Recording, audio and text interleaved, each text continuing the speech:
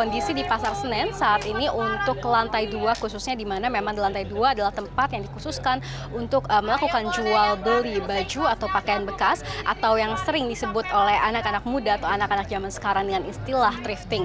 Memang di lantai ini khususnya karena ini adalah akhir pekan, maka aktivitas warga yang berkumpul di lantai ini memang cukup padat, di mana tidak hanya penjual tapi juga pembeli memang memadati satu lantai area itu.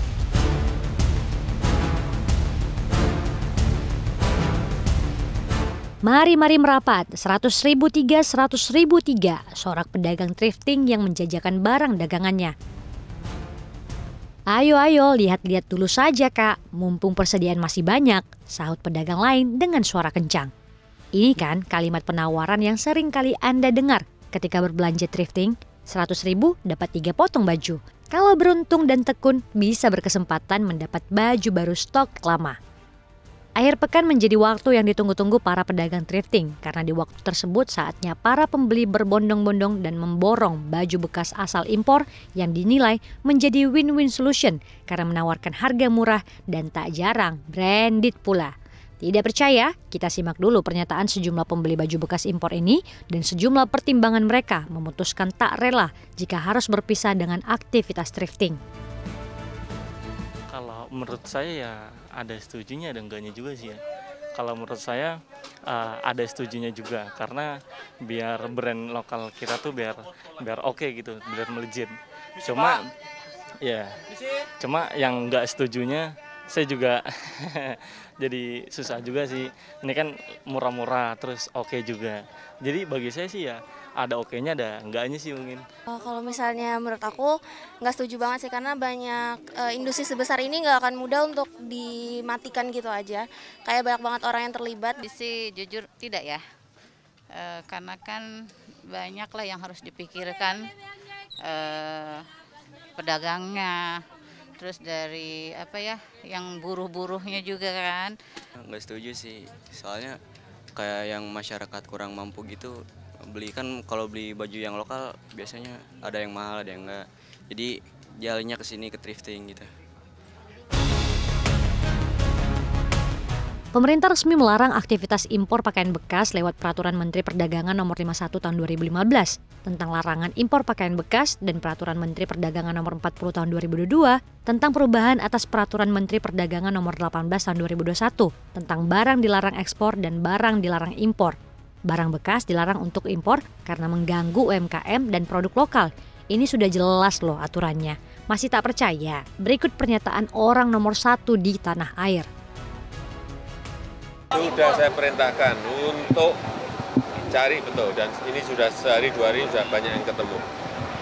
Itu mengganggu industri tekstil di dalam negeri, sangat mengganggu.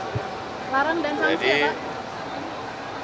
Yang namanya impor pakaian bekas stop. Arahan ini pun langsung ditanggapi oleh Menteri Perdagangan Zulkifli Hasan yang menyebut bisnis pakaian bekas telah menguasai 31% pasar pakaian di Indonesia. Yang ilegal ini, yang selundupan ini, sudah menguasai 31% pasarnya UMKM kita. Bayangkan. Jadi kalau selangkah lagi, itu UMKM itu bisa nggak keru-keruan, habis pasarnya. Kenapa? Dia kan ilegal nggak berpajak, ya. Obrol murah-murah, bisa orang gitu. Nah oleh karena itu memang harus kita tertibkan. Lantas di mana saja pasar yang menjual baju bekas impor? Kita mulai Indonesia bagian barat, yakni Sumatera Utara. Ada Pasar Monza TPO, Pasar Simalingkar, Pasar Singa, Pasar Melati, dan Pasar Sukaramai. Berpindah ke Batam yang dinilai jadi sentra masuknya baju impor bekas, yakni Pasar Second Aviari, Pasar Second Jodoh, dan Pasar Second Taras. Lanjut di Jakarta, Pasar Senen, Blok M Square, dan Pasar Baru. Bandung, Jawa Barat ada juga loh, yakni Stadion Bima, Pasar Cimol Gede Bage, hingga Denpasar Bali, yakni Pasar Kodok, Kreneng, dan sebagainya. Ini masih hanya sebagian provinsi di Indonesia, alias masih secuil saja. Apa yang dilakukan oleh pemerintah jika bisnis pakaian impor dilarang? Ya, benar sekali, pengawasan, penertiban, dan pemusnahan bal-bal pakaian bekas impor yang diketahui masuk dari pelabuhan-pelabuhan tikus.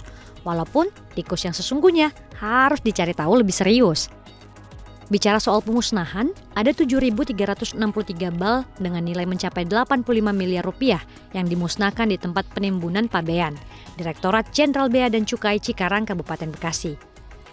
Penindakan yang sama juga dilakukan di Pekanbaru dan Sidoarjo, sebesar 10 miliar dan baru-baru ini di Batam sebesar 17,4 miliar rupiah. Direktur Jenderal Bea Cukai Askolani mengatakan pakaian bekas impor itu merupakan barang selundupan dari Singapura, Malaysia, Vietnam, dan Thailand.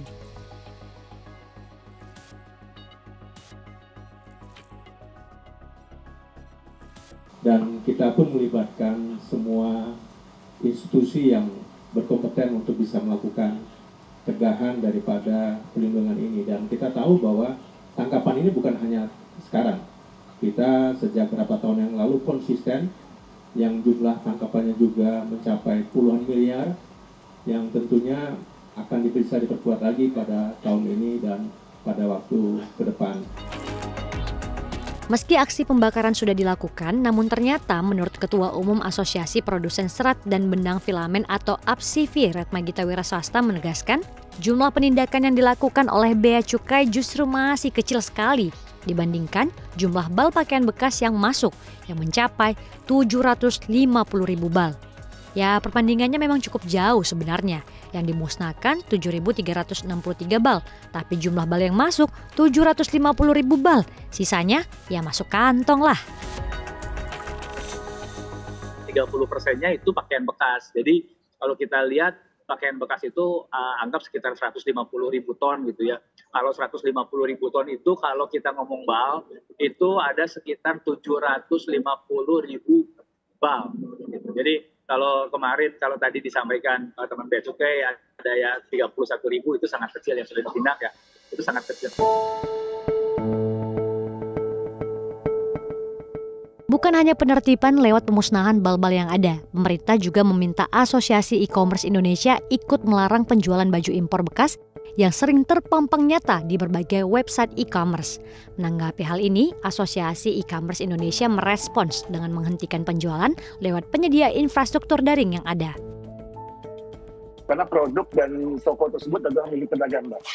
Konsep dari e-commerce marketplace itu tidak jauh beda dengan konsep mall atau konsep pasar, di mana pemilik atau manajemen mall atau manajemen pasar itu menyediakan.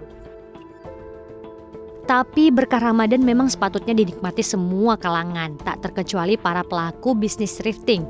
Oleh sebab itu, memikirkan nasib para pedagang, pemerintah beri kelonggaran dengan tetap mengizinkan berjualan untuk menghabiskan stok yang ada. Tadi sudah disampaikan Pak Mendak, ya, kalian semua masih boleh jualan. Di segmen selanjutnya, kita masih akan membahas tekanan lain yang membuat cuan baju domestik tak kunjung kelihatan. Usai jeda.